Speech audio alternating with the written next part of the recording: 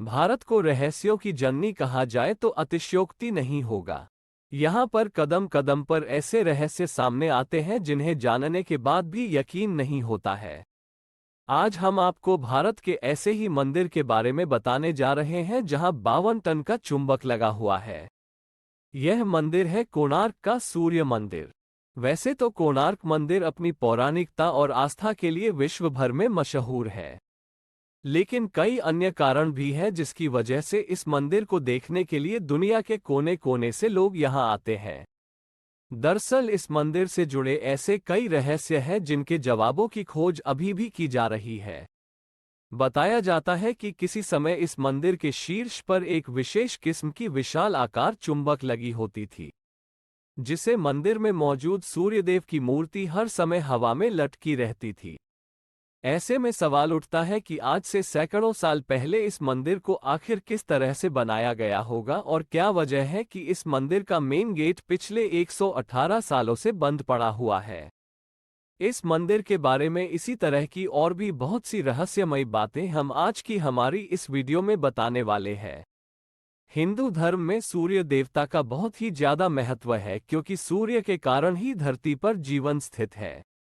वैदिक काल से ही कई बड़े बड़े राजा सूर्य देव की आराधना करते थे और मनोकामना पूरी होने पर सूर्य देव के प्रति अपनी अटूट आस्था प्रदर्शित करने के लिए वे सूर्य मंदिरों का भी निर्माण करते थे।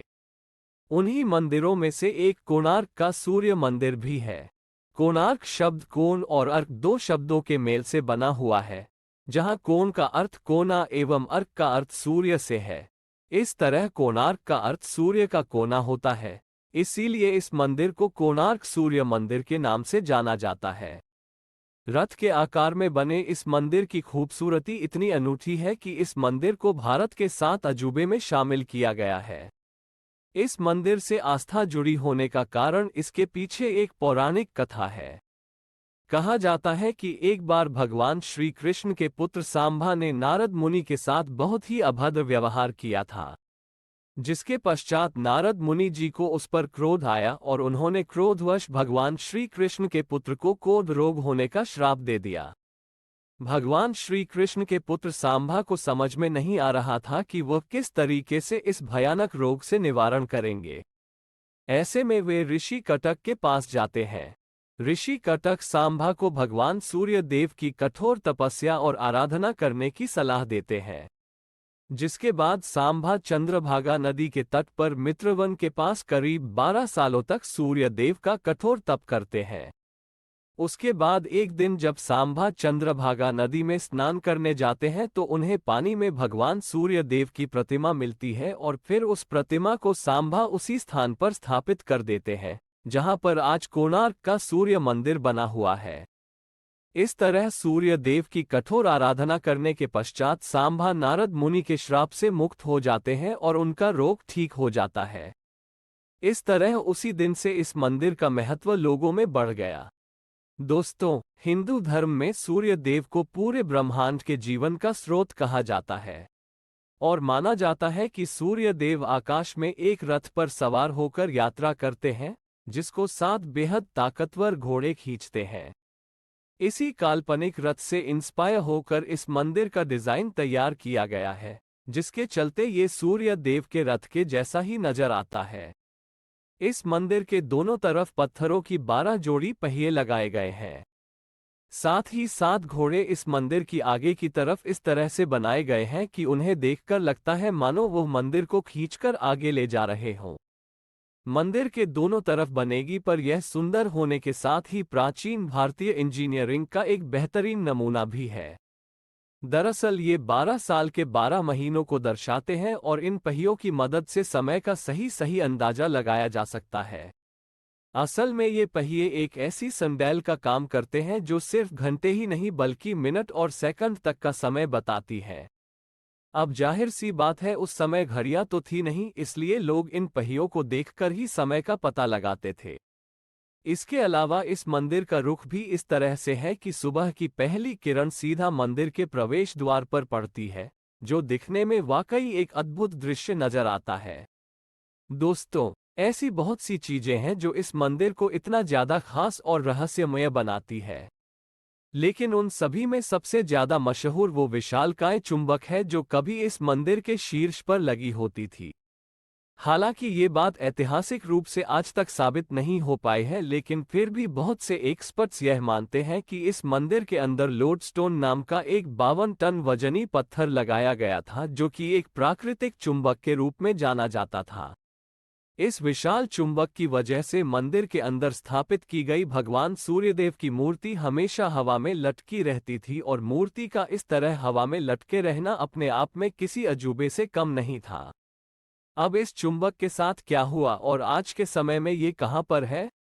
इन सवालों को लेकर अलग अलग लोग अलग अलग कहानियां बताते हैं, जिसमें सबसे फेमस थ्योरी यह है कि शुरुआत में यह मंदिर समुद्र के किनारे पर हुआ करता था, लेकिन समय के साथ धीरे धीरे समुद्र का पानी कम होता गया और यह मंदिर किनारे से कई किलोमीटर दूर हो गया।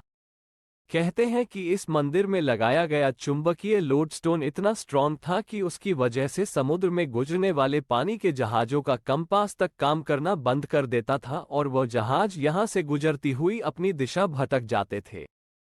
कहा जाता है कि पुर्तगाली नाविक अपने जहाजों को बचाने के लिए इस मैग्नेट और भगवान सूर्यदेव की प्रतिमा को मंदिर से निकालकर अपने साथ ले गए थे और इस मंदिर से मैग्नेट का निकलना ही इसके गिरने की असल वजह बना था।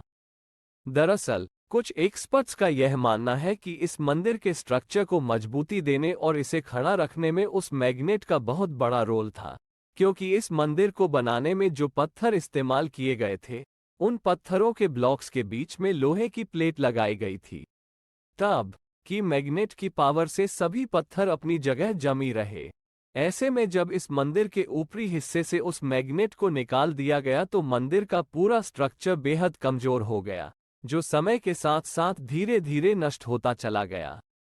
दोस्तों, इस बात में कोई शक नहीं कि कोणार्क मंदिर बेहद अद्भुत और सुंदर नजर आता है, लेकिन मंदिर का जो हिस्सा हम लोग आज देखते हैं वो असल में पूरा मंदिर नहीं है। दरअसल इस मंदिर में कुल 3 मंडप हुआ करते थे, जिसमें 2 मंडप कई सदियों पहले पूरी तरह नष्ट हो चुके थे और आज इसका सिर्फ एक मंडप ही बाकी रह गया है। अब इस मंदिर के बाकी हिस्सों के नष्ट होने के पीछे भी लोग अलग अलग कारण बताते हैं। कुछ लोग कहते हैं कि मंदिर की वजह से आक्रमणकारियों के द्वारा किए गए हमलों की वजह से नष्ट हुए थे, तो कुछ एक्सपर्ट का मानना यह है कि ये मंदिर कभी बन ही नहीं पाया था और मंदिर के जो हिस्से अधूरे रह गए वो समय के साथ धीरे धीरे खुद ही नष्ट हो गए। अब इनमें से कही गई कौन सी बात सही है और कौन सी गलत, ये कह पाना मुश्किल है, क्योंकि एक्सपर्ट अभी भी इस मंदिर के नष्ट होने का असल कारण पता लगा रहे हैं। कहते हैं कि आज हमें ये मंदिर जितना ऊंचा नजर आता है, असल में यह उससे कहीं ज्यादा ऊंचा हुआ करता था। यहां तक कि समुद्र में सफर करने वाले नाविक इस मंदिर के शिखर को अपने जहाजों से ही देख लिया करते थे।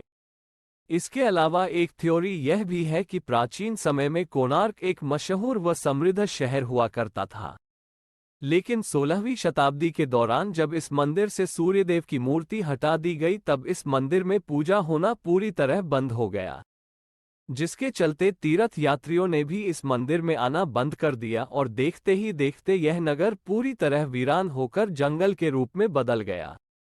फिर कई सदियों बाद जब इस मंदिर को खोजा गया तब इसकी हालत बहुत ज्यादा खराब हो चुकी थी और इसके कई हिस्से पूरी तरह ढहकर नष्ट हो चुके थे। आज के समय की बात करें तो इस मंदिर का सिर्फ एक ही मंडप बाकी रह गया है, जिसको इस मंदिर का प्रधान मंडप माना जाता है।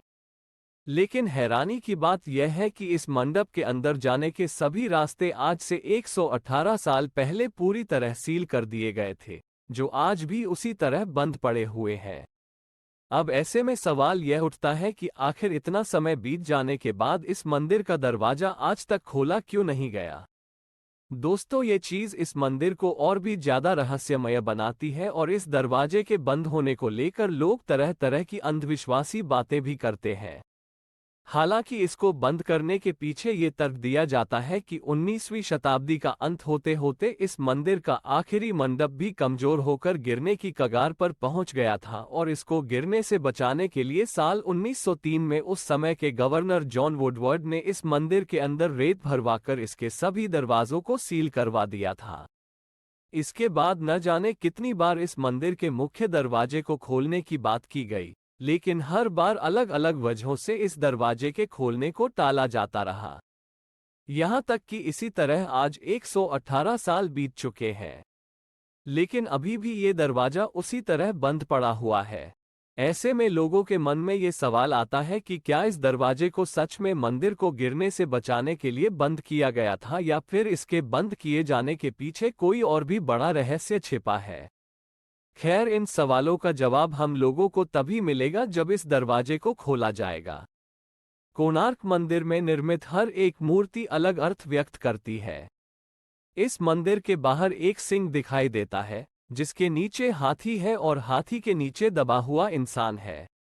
इस तरह यहाँ पर सिंह मनुष्य के अहंकार का प्रतिनिधित्व करता है और हाथी मनुष्य की भावना का प्रतिनिधित्व करते हुए ये बताता है कि मनुष्य जाल में फंसा हुआ है।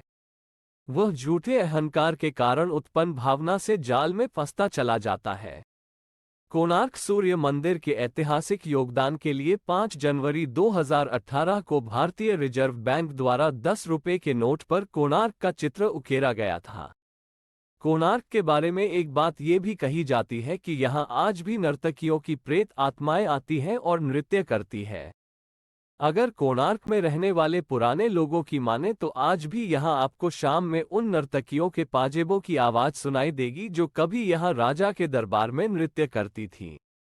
धन्यवाद दोस्तों, अगर आपको यह वीडियो पसंद आया हो तो कृपया इसे अपने दोस्तों के साथ साझा करें और हमारे चैनल को सब्सक्राइब करना न भूलें। कोणार्क मंदिर का ये रहस्यमय सफर आपके लिए आखिरी पन्ना बन सकता है, जिसका समापन हो चुका है, लेकिन रहस्य आज भी बना हुआ है और हम आपके साथ इसे जानने के लिए तैयार हैं। धन्यवाद।